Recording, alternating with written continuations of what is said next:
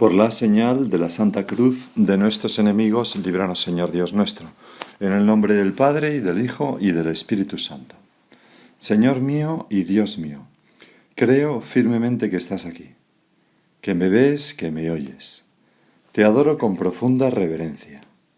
Te pido perdón de mis pecados y gracia para hacer con fruto este rato de oración. Madre mía Inmaculada, San José, mi Padre y Señor, Ángel de mi guarda, interceded por mí. Ya mediado el Adviento, en las lecturas de hoy, encontramos como una especie de contraposición. Digo esto porque la primera lectura de Isaías recoge una expresión de Yahvé llena de ternura. Dice así: no temas, gusanillo de Jacob, oruga de Israel, yo mismo te auxilio. Y así nos habla Dios a cada uno, como un padre o como una madre. No es solo el qué nos dice, sino cómo nos lo dice, con qué cariño, ¿no? Gusanillo de Jacob, oruga de Israel. Como aquella niña del colegio que me decía que mi papá me quiere mucho y me llama su consentida, ¿no? Su consentida. Bueno, el Papa Francisco tiene unas palabras pues muy bonitas sobre este pasaje que predicó el 12 de diciembre del 2013. Las voy a leer. Cuando un niño tiene una pesadilla, se despierta llorando. El papá va y le dice: no tengas miedo, yo estoy aquí contigo. Así habla el Señor. No tengas miedo, gusanillo de Jacob, oruga de Israel. El Señor tiene esta forma de hablar. Se acerca, ¿no? Fijaros la encarnación. Jesús, el Señor, se acerca tanto que se hace uno de nosotros, se hace niño. Cuando miramos, sigue diciendo el Papa Francisco, a un padre o a una madre que habla con su hijo, vemos que estos se vuelven pequeños y hablan con la voz de un niño y hacen gestos de niños. Alguien que los ve desde el exterior puede pensar: pero estos son ridículos, se empequeñecen allí mismo, ¿no? Porque el amor de la mamá y del papá tiene que acercarse. Uso esta palabra, empequeñecerse, precisamente para alcanzar el mundo del niño. Sí, si mamá y papá le hablan normalmente, el niño igualmente entenderá, pero ellos quieren adoptar la forma de hablar del niño. Se acercan, se hacen niños, así también es el Señor, ¿no? Y vemos esos padres que dicen cuchi, cuchi, cuchi, bu, bu, bu, bu, no empiezan a hacer pues ese tipo de cosas, ¿no? Que desde fuera pues son un poco cómicas. Y entonces, dice el papá y la mamá también dicen cosas un poco ridículas al niño. Mi amor, mi juguetito y mi consentida, como decíamos antes, y todas esas cosas. El Señor dice: gusanillo de Jacob, eres como un gusanillo para mí, una cosita pequeña, pero te quiero mucho. Este es el lenguaje de Dios, el lenguaje del amor de padre, de madre. Qué bonito esto, ¿no? Esta es la música del lenguaje del Señor. Y nosotros, en preparación hacia la Navidad, debemos escucharla. Nos hará bien escucharla. Nos hará tanto bien. Normalmente la Navidad parece una fiesta de mucho barullo. Nos hará bien guardar un poco de silencio y escuchar estas palabras de amor, palabras de tanta cercanía, estas palabras de ternura. Eres un gusanito, pero te amo tanto. Por esto, y guardar silencio en este momento en el que, como dice el prefacio de la misa de hoy, estamos en espera vigilantes. Y verdaderamente cambia la percepción de todo el darnos cuenta de que tú, Señor, nos contemplas y nos diriges palabras con ese aire materno, paterno, cariñosísimo. Así nos mira Dios, así nos miras tú. Y ese prefacio que el Papa aludía es el prefacio número 2 de Adviento, que en muchas misas se dirá este día, aunque se puede decir otro, pero bueno. Dice así: en verdad es justo y necesario. Es nuestro deber y salvación darte gracias siempre y en todo lugar. Hay que dar gracias a Dios siempre, continuamente. Así empieza siempre la plegaria eucarística, ¿no? Con una acción de gracias a Dios. Darte gracias siempre y en todo lugar, Señor Padre Santo, Dios Todopoderoso y Eterno, por Cristo, Señor nuestro, a quien todos los profetas anunciaron. La Virgen esperó con inefable amor de madre. Juan lo proclamó ya próximo y señaló después entre los hombres. El mismo Señor nos concede ahora prepararnos con alegría al misterio de su nacimiento, para encontrarnos así cuando llegue, velando en oración y cantando su alabanza. Pues ojalá que tú y yo nos encontremos así, velando en oración, y el Señor nos sorprenda así. Bueno, este era el primer elemento que hablaba de la contraposición, ¿no? No temas, gusanillo de Jacob, oruga de Israel, yo mismo te auxilio, en Isaías, la primera lectura. Y ahora el Evangelio, que nos presenta, en cambio, la figura adusta de San Juan Bautista y nos habla de hacerse violencia para lograr entrar en el reino de los cielos. Pero hemos de leer estas palabras con el contexto que ha intentado suscitar en nosotros la primera lectura. Gusanito de Jacob, palabras de amor de Dios Padre. Dice Mateo, en aquel tiempo dijo Jesús al gentío, en verdad os digo que no ha nacido de mujer uno más grande que Juan el Bautista. Esto es muy sorprendente. Leía también que es muy sorprendente porque nosotros admiramos a los reyes, los famosos, la gente que le siguen multitudes y que triunfan, y sin embargo el Señor dice que no hay nadie más grande que Juan el Bautista, que fue una persona austera, mortificada, sobria, pobre, que murió decapitado después de ser encerrado solo en una mazmorra de una fortaleza perdida de Maqueronte, en un pueblo perdido de hace 2000 años. Y sin embargo, el Señor le da esta alabanza inmensa, ¿no? En verdad os digo que no hay nacido de mujer más grande que Juan el Bautista. Para que nosotros valoremos el ayuno, la oración, el silencio, el recogimiento. Era lo que nos decía el Papa antes. Señor, enséñanos a vivir este Adviento con ese silencio interior y esa contemplación puesta en ti. Y sigue diciendo Jesús, aunque el más pequeño en el reino de los cielos es más grande que él. Desde los días de Juan el Bautista hasta ahora, el reino de los cielos sufre violencia y los violentos lo arrebatan. Aquí está, ¿no? Los profetas y la ley han profetizado hasta que vino Juan. Él es Elías, el que tenía que venir, con tal que queráis admitirlo. El que tenga oídos, que oiga.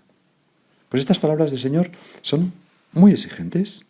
Juan es el mayor de entre los nacidos de mujer, el nuevo Elías, y es una figura prototípica del Adviento con su invitación exigente que leemos, por ejemplo, en el Evangelio de Lucas y se recogía en la primera lectura de otro día de Adviento. Decía Juan el Bautista, preparad el camino del Señor, haced rectas sus sendas. Todo valle será rellenado, y todo monte y colina allanados, y los caminos torcidos serán rectos, y los caminos escarpados serán llanos, y todo hombre verá la salvación de Dios. Nos traen a la cabeza estas palabras, Señor, la imagen familiar de una autopista que atraviesa las montañas, superando obstáculos, barrenando montañas, nivelando, ¿verdad?, terraplenes, trazando puentes, como esa autopista, por ejemplo, la A6, ¿no?, cuando entra en Galicia, que es una maravilla, ¿no?, pues ver cómo va a través de aquellos valles y montañas, y ella va recta, ¿no?, superando todos los obstáculos. Pues nosotros ahora podemos examinarnos de cómo va esa preparación nuestra para traer al niño Dios a nuestra alma, ese esfuerzo por prepararle un camino andadero hacia nuestra alma. Porque son una invitación a realizar eso mismo en este tiempo de Adviento en cada uno de nosotros. Preparadle un camino al Señor. ¿Por qué? Por medio de nuestra oración. Allanad en la estepa una calzada para nuestro Dios por medio de la mortificación. Rellenar con nuestra lucha, con esas virtudes en las que estamos un poco más escasos, rellenar, ¿verdad?, los badenes, los valles, hacer recto lo torcido, quizás en nuestro carácter, pues esas complicaciones, esas faltas de rectitud de intención o esas envidias, tristezas, rencorcillos, desánimos, quién sabe. Pues eso, preparar, allanar, rellenar, hacer recto. Y para preparar el camino decíamos la oración, la contemplación. Decía Benedicto XVI, vamos a hablar un poquito de esto, que el Adviento quiere despertar en nosotros el recuerdo propio y el más hondo del corazón, el recuerdo de Dios que se hizo niño. Ese recuerdo sana, ese recuerdo es esperanza. Y es, sana mi alma, Señor, a veces tan orgullosa, porque te veo, te contemplo hecho la cosa más vulnerable, un niño, para que yo, haciendo memoria de lo que tú has sido capaz, también me sienta movido a hacer algo parecido. Contemplo el amor tan grande que tienes por mí, para haber llegado hasta ese extremo de humillación. Nos dejamos contagiar del silencio de José, de la espera llena de alegría de la Virgen. Lo hacemos todo esto al contemplar los misterios gozosos, que se repasan de una manera especial justo los 5 últimos días, ¿verdad?, de Navidad, antes del 25, quiero decir. Bueno, la contemplación, nuestra contemplación, nuestro hacer memoria de los misterios de Dios es respuesta a la contemplación con mayúscula, es decir, a la mirada de Dios fija en nuestra alma, que nos llena de bondad, de dones. Aquella mirada tuya, Señor, sobre la viuda pobre que echó 2 monedillas, una mirada agradecida y cariñosa. Por eso decía San José María que en nuestros corazones hay también un cielo, porque está Dios contemplándonos. Contemplándonos. Y nuestra contemplación no es más que un sentirse mirados por Dios y devolver esa mirada con un poquito de amor. Joseph Piper, ese gran filósofo, decía que contemplar es un percibir amante, un percibir la mirada de Dios amorosa sobre mí y el devolverle una mirada de cariño, o un conocer mirante, o un conocer acompañado de admiración. A veces las niñas pequeñas en el Belén enorme que hemos puesto en mi colegio, es un Belén de tamaño casi natural, un poquito menos, y está ahí en el espacio exterior, en un establito que se construye, tal, en el jardín, y entonces las niñas se acercan, y de vez en cuando las niñas pequeñas pues se embelesan con el niño Jesús y se lo llevan. Desaparece el niño Jesús, se lo llevan a alguna parte, y luego tenemos que ir los capellanes preguntando por las clases quién ha mangado al niño Jesús. Bueno, pues lo contemplan, ¿no? Lo contemplan, lo acunan, le cantan, le dicen cosas. Se llama contemplativos, decía Santo Tomás, no solamente a los que contemplan, sino a los que ordenan toda su vida a la contemplación. Es decir, que ese preparar el camino del Señor en nuestra alma con un espíritu contemplativo supone todo un estilo de vida. Evitar la dispersión constante. Evitar el WhatsApp o el móvil en general en la oración, el andar tan atareados que no tengamos ni tiempo para rezar, para orar o para leer el Evangelio. Me acuerdo como una madre me contó una vez que su hija de 5 años había hecho un dibujo de casa y entonces pintaba cada hermano de una manera, su padre que le gusta mucho la bici con una bici, y a ella le pintó con un móvil en la cara, en la boca. O sea, y entonces ella me decía, me da cuenta que la visión que tiene de mí es que estoy todo el día con el móvil, así que debe ser verdad. Bueno, pues, Señor, ayúdanos porque tú tienes un poquito de culpa también de que corramos tanto, tenemos tantas cosas que hacer, pero ayúdanos a saber pararnos en la oración.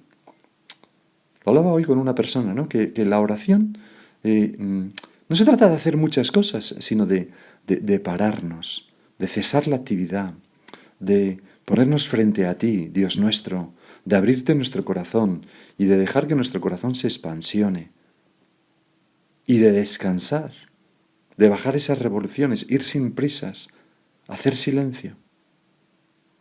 El Papa Francisco, en Santa Marta, el 2 de diciembre del 2013, que era entonces primer lunes de Adviento, nos proponía, entre otras actitudes, la perseverancia en la oración, es decir, rezar más, como una preparación para la Navidad. Bueno, pues ya estamos a mitad del Adviento. ¿Cómo va esto? Porque fíjate cómo decía en una meditación San José María, porque no se puede llegar a tener vida interior si no se pasan varios años con la preocupación de hacer muchos actos de amor a Dios y tantas mortificaciones y jaculatorias. Y para esto es un buen medio consagrar cada día de la semana a una devoción sólida. Lo que ninguno debe hacer es despreocuparse de la presencia de Dios. Si no tiene presencia de Dios, es decir, si no procuramos a lo largo del día darnos cuenta de esa mirada tuya, Señor, en el fondo de mi alma, de que tú me estás viendo con amor, gusanito de Jacob, oruga de Israel, no tengas miedo. Así nos está mirando Dios siempre. Y aquí se unen, ¿verdad?, las dos partes de las lecturas de este día.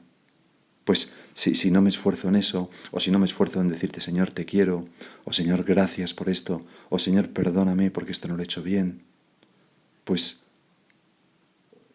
es difícil tener vida interior. Si no tiene presencia de Dios, no andará bien. En cambio, dice San José María, después de este esfuerzo se llega a tener en todos los momentos del día trato y conversación con el Señor. Vivimos como almas contemplativas. Como aquella niña que yo decía al principio, mi padre me quiere mucho y me llama su consentida. Y luego, junto a ese preparar un camino al Señor por medio de la contemplación, vamos a fijarnos en la segunda cosa que decíamos, allanad una calzada para nuestro Dios.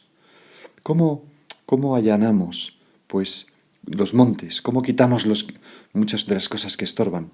Pues con la mortificación, con el sacrificio, con la penitencia. Tú mismo, Señor, nos lo dices. Desde los días de Juan el Bautista hasta ahora, el reino de los cielos sufre violencia y los violentos lo arrebatan.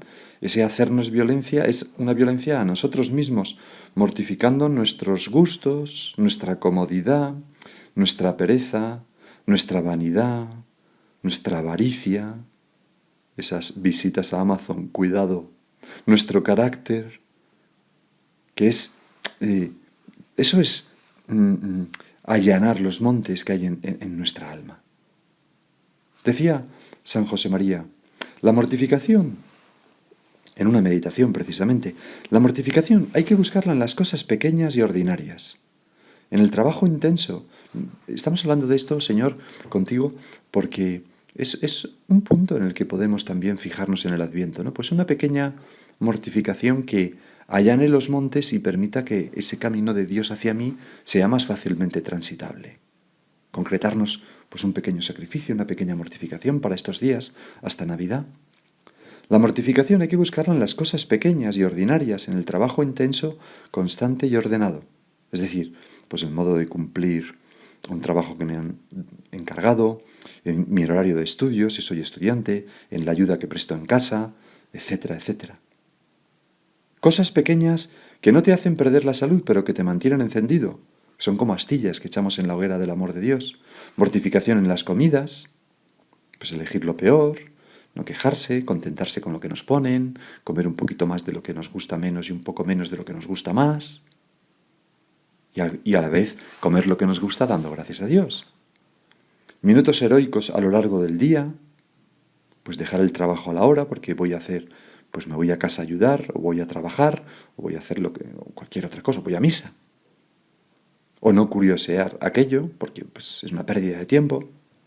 O no volver a entrar en esa red social a ver los likes que tiene la foto que acabo de poner, que me voy a hacer un vanidoso de órdago. Guarda de la vista por la calle sin hacer cosas raras. Pues no miro esto, no miro el otro, no ya las cosas malas, que por supuesto, sino cosas buenas, pues me gusta mucho la ropa, veo este escaparate, pues no miro. Me gustan mucho los coches o las motos, pues no miro ese coche que acaba de pasar, no me fijo tanto. Y otras veces sí, otras veces miro, pero de vez en cuando pues me mortifico. Y luego están las mortificaciones pasivas que me producen pues los imprevistos o sí, los errores de los demás, por ejemplo, o los defectos de los demás, o la mortificación interior, en la memoria para no traer una y otra vez los agravios que me han hecho, o en la imaginación para no anticipar males posibles en el futuro, o mortificar los sentimientos cuando veo que, pues, que no son adecuados porque estoy siendo excesivamente susceptible, o me estoy haciendo unas ilusiones locas antes de tiempo, qué sé yo. Pues ahí tenemos campo para hacernos, pues, una pequeña lista de cosas que vamos a pelear. Nos harán mejor a nosotros y allanarán los montes para que el Señor pueda venir más fácilmente a mi alma. Y podemos mirarlas al final del día en un pequeño examen de conciencia. Si lo haces y lo peleas, verás cuánto amor de Dios recoges con esos sacrificios, cuánta dicha vas a sentir, porque le dirás: Señor, todo esto fue por ti. Toda esta lucha mía en estas pequeñas cosas es para que tú entres mejor en mi alma y para que yo pueda correr hacia ti también. Y de este modo harás un hueco al Señor en tu alma. Y es una mortificación que es de todos los días, en cosas pequeñas. Santa Teresa, cuando alguien le hablaba de pasar sosegadamente los días, es decir, sin mortificarse, decía a sus hijas espirituales: oh hijas, si supieseis el grande mal que aquí está encerrado. El cuerpo engorda, el alma enflaquece, que si la viésemos parece que va ya a expirar. Es verdad que las pequeñas mortificaciones, o las grandes, pero en fin, lo nuestro normalmente serán las pequeñas, encienden en mucho amor el alma. Vamos a acudir a la Virgen para que nos ayude también a ser hombres y mujeres mortificados, como lo era ella.